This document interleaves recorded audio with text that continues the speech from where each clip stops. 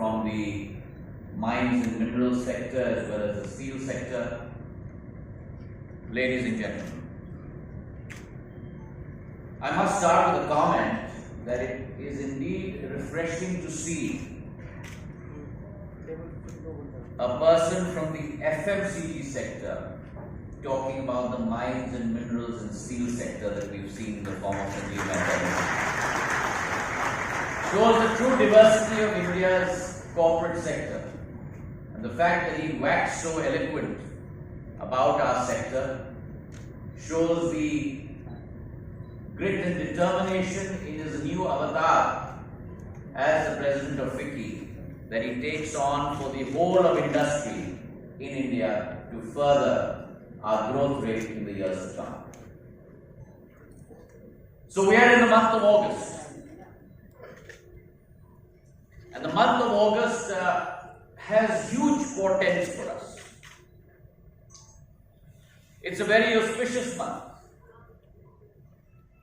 The month that we have this year celebrated our Azadi Ka Amrit Mahotsav. 75 years of attaining independence. 75 years of both growth and glory. 75 years of India seeking her rightful place in the comity of nations. And as we celebrate her journey, and as we celebrate our journey in that quest, we must also take the pledge for the onward journey from Amrit Kal to Shatabdi Kal, the next 25 years that must herald India's emergence as a superpower on the world stage. India's emergence as a healing power on the world stage. India's emergence as both a hard economic power and in her true spirit, her soft power across the world. And as we take that pledge today, that pledge of an Atmanirbhar Bharat as coined by our Prime Minister, a self-reliant India, an India that stands on her strength. As we take that pledge today, we must deliberate on the future of our sectors to align with that vision, the vision of India at 2047 and the vision of India at 100 from her journey from today of India at 75. And as we walk down that path, ladies and gentlemen, we must reflect on the recent past. The last 8 years that have seen a tectonic shift in the way that government conducts itself, in the way that government commits itself, in the way that government aligns itself, in the way that government today works as a partner with all of you, with the common goal of making sure that India's economic power grows forward from here till our destined future. And in the last 8 years, especially in our sector, we have seen unprecedented, transformative reforms take place. And these reforms have created sustainable opportunities for new investments, both in the mining sector, in the metal sector, in the steel sector, in the infrastructure sector. And the focus of these reforms has been to unleash our indomitable spirit, focusing focusing really on three sectors.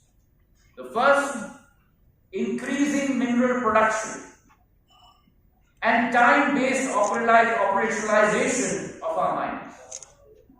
The second, increasing employment through increased investment in our sectors. And the third, through that new investment, through that new employment, really increasing production in all our sectors. My esteemed senior colleague will talk to us about mines and minerals. But a derivative from the mines and minerals sector is steel. And steel today across the world is the primary factor which results both in economic growth, capital growth, and infrastructure growth. So it would be not an exaggeration to say that steel forms the fundamental foundation based on which the vertical skyscrapers of an industrial nation form themselves in the years to come. And therefore our targeted policy and focus also has been to turn India from just another player in the steel sector to becoming a force to reckon with within the steel sector. And if you look at our track record over this one capsule of our journey in the last 75 years, the last 8 years, the transformation that has taken place within the steel sector,